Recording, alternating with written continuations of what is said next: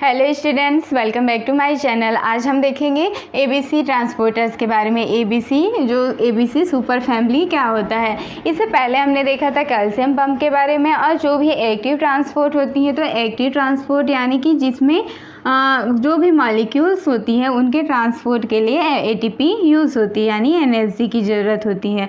तो जो active transport है वह 2 टाइप्स के हैं। पहला होता है प्राइमरी एक्टिव ट्रांसपोर्ट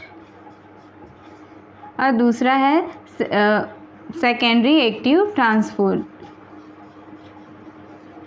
तो इसमें जो प्राइमरी एक्टिव ट्रांसपोर्ट है उसके अंतर्गत हमने देखा था कि जो प्राइमरी एक्टिव ट्रांसपोर्ट है उसमें जो विभिन्न टाइप के पंप्स हैं उन्हें 4 क्लासेस में डिवाइड किया गया है। पहला होता है पी टाइप एटीपेज, दूसरा है वी टाइप एटीपेज, तीसरा है एफ टाइप एटीपेज और चौथा है ABC super family.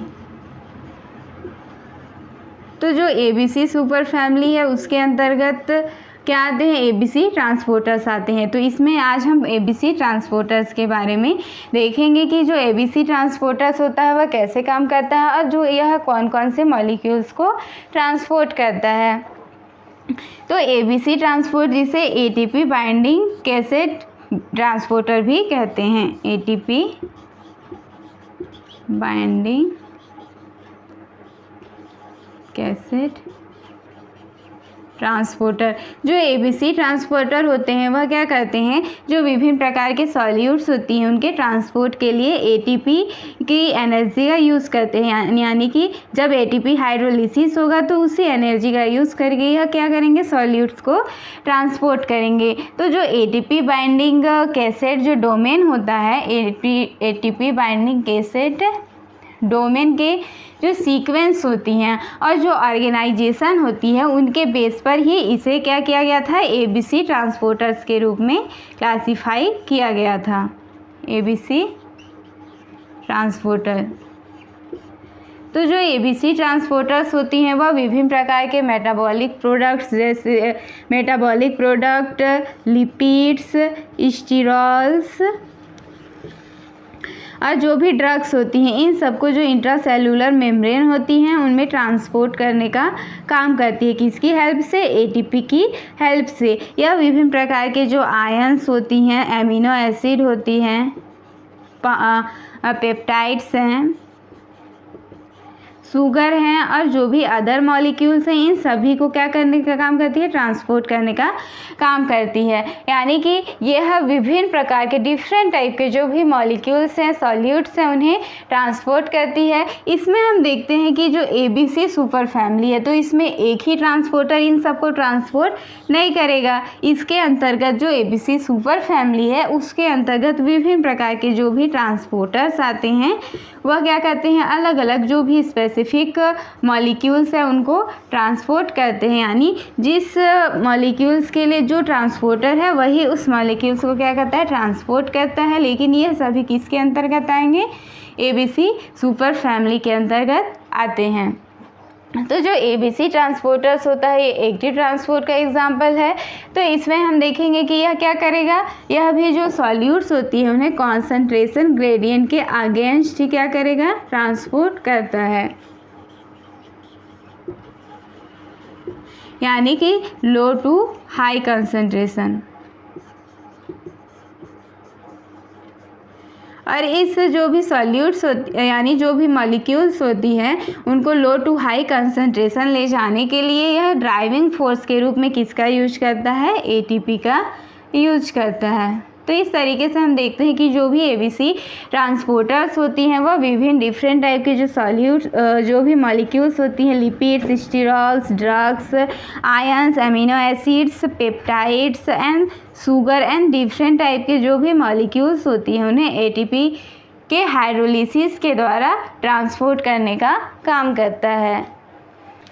ABC transporter को हम देखेंगे तो यह जो भी हाइड्रोफिलिक मॉलिक्यूल्स होती हैं उन्हें जैसे lipid, sterols, cholesterol, peptides, ion, amino acids होती हैं इन सभी को यह क्या करता है, ट्रांसपोर्ट करने का काम करता है। हम देखते हैं कि जो एबीसी ट्रांसपोर्टर्स होता है वह अभी तक जो भी रिकॉग्नाइज किए गए सबसे बड़े प्रोटीन फैमिली को क्या करता है, रिप्रेजेंट करता है। इसमें हम देखते हैं कि जो ह्यूमंस होती हैं उसमें लगभग 48 ABC ट्रांसपोर्टर्स होते हैं, 48 ABC ट्रांसपोर्टर्स होते हैं। तो जो इसमें अगर हम देखेंगे कि यह कैसे काम करता है, तो जो ABC ट्रांसपोर्टर्स होता है वह मॉलिक्यूल्स को कॉन्सेंट्रेशन ग्रेडियंट के अगेंस्ट पंप करता है। तो इस तरीके से जो ABC ट्रांसपोर्टर होता है वह इधर मॉलिक्यूल्स का लो कॉन्सेंट्रेशन है और यहाँ पे हाई कॉन्सेंट्रेशन है।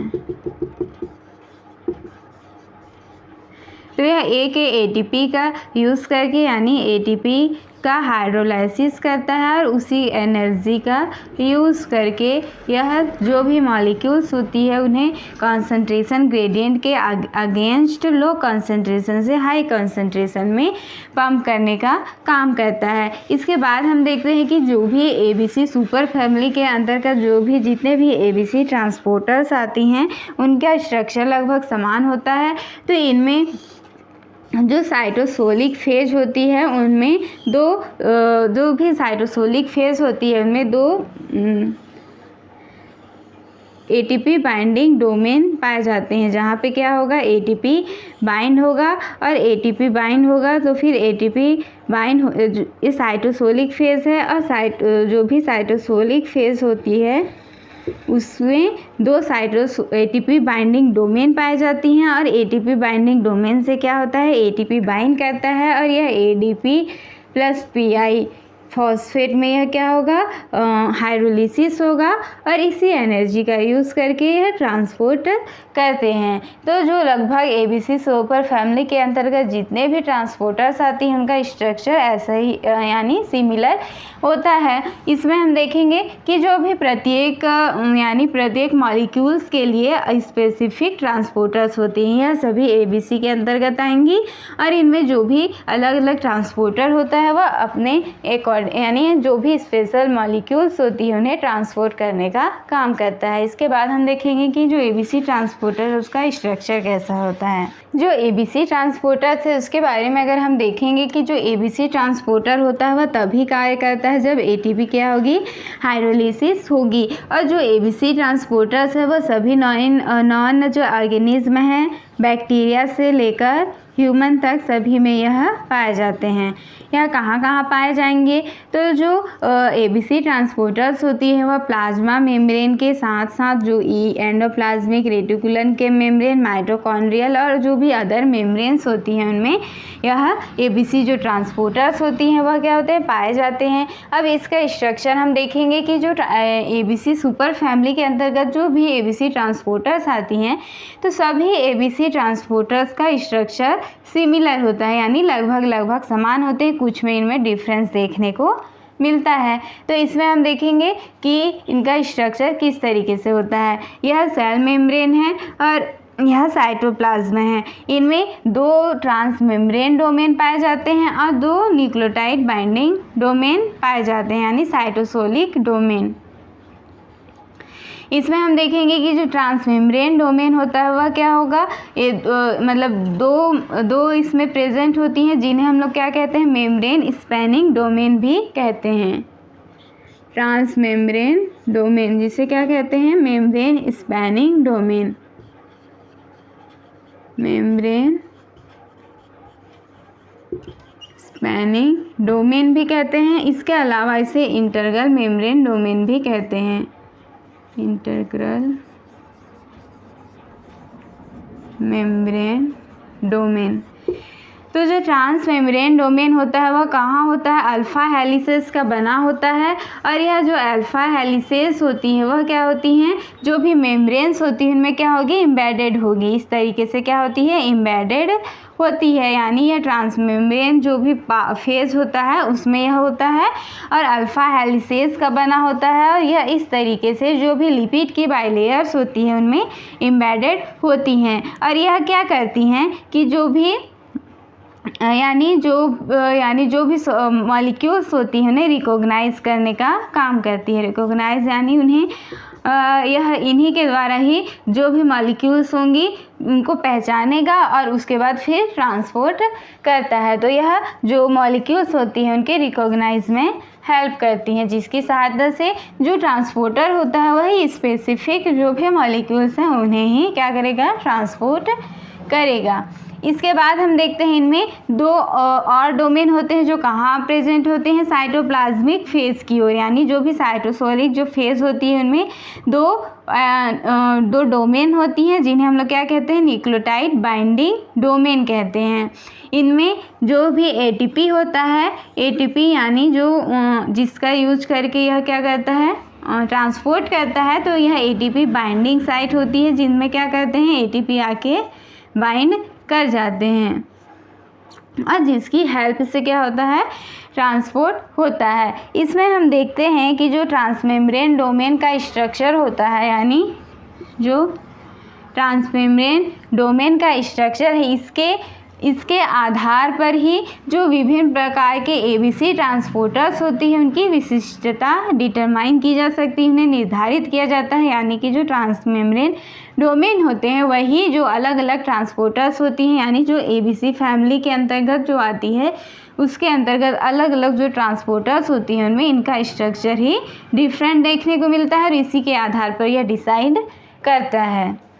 इसमें जो न्यूक्लियोटाइड बाइंडिंग डोमेन होती है वह हमेशा जो ट्रांसमेम्ब्रेन डोमेन होती है इनके साथ ही एसोसिएटेड होती हैं और इनमें जो भी एबीसी ट्रांसपोर्टर्स होती है उनमें मेन 4 डोमेन पाई जाती हैं, 2 होती हैं ट्रांसमेम्ब्रेन डोमेन और 2 होती हैं न्यूक्लियोटाइड बाइंडिंग डोमेन।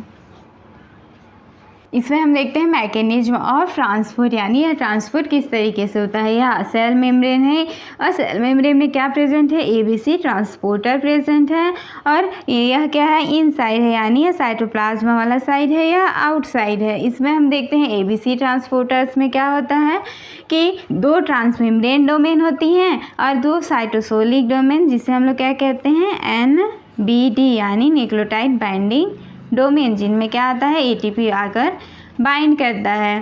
तो इसमें ट्रांसपोर्ट कैसे होता है, तो सबसे फर्स्ट प्रोसेस में हम देखते हैं कि इसमें अभी एटीपी बाइंड नहीं हुआ है, तो जो भी ट्रांसमेम्ब्रेन डोमेन होता है वह किधर खुला हुआ है, साइटोप्लाज्म यानी जो सेल के अंदर इन की ओर खुला हुआ होता है। अब इसमें जो भी सबस्ट्रेट होती हैं, मॉलिक्यूल्स होती हैं, वह आकर यहाँ पे ईजिली क्या कर जाती हैं, जो भी बाइंडिंग साइट होती है इनमें आके बाइंड कर जाती है। उसके बाद सेकेंड स्टेप में हम देखेंगे, सेकेंड स्टेप में क्या होता है कि अब इसमें जो भी न्यूक्लियोटाइड बाइंडिंग डोमेन थी उससे एटीपी आकर बाइंड हो जाता है और जैसे ही एटीपी आकर बाइंड होगा जो ट्रांसमेम्ब्रेन डोमेन होती है TMD, जो ट्रांसमेम्ब्रेन डोमेन होती है उनमें कन्फर्मेशनल चेंज आ जाएगा और जो यह इधर की ओर खुला था अब वह बाहर की ओर खुल जाता है, जिससे जो भी सॉल्यूट्स होती हैं वह क्या हो जाएंगी, बाहर चली जाएंगी।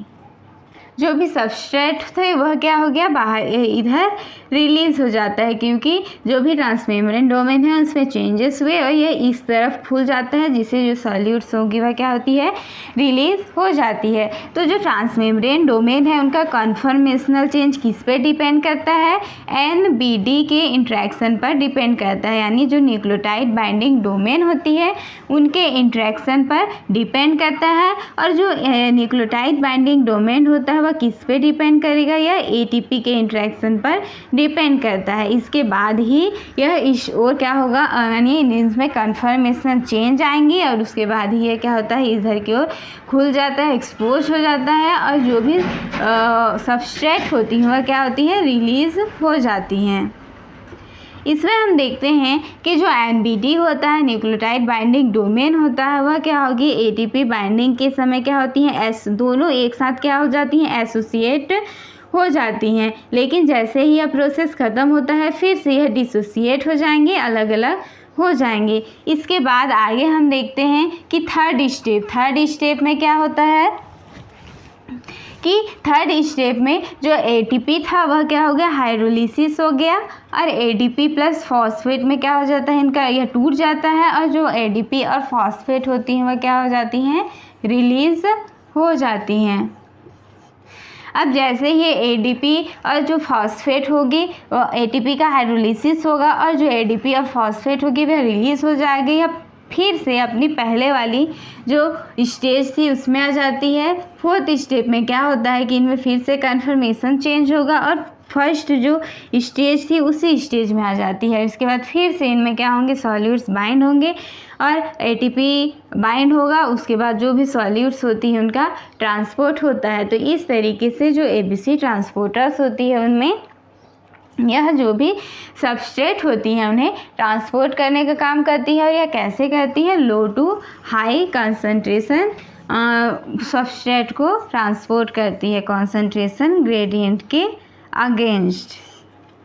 एबीसी ट्रांसपोर्टर्स में हम देखते हैं कि जो डिफरेंट टाइप के ट्रांसपोर्टर्स हैं, यानी जो एबीसी सुपर फैमिली के अंतर्गत आते हैं।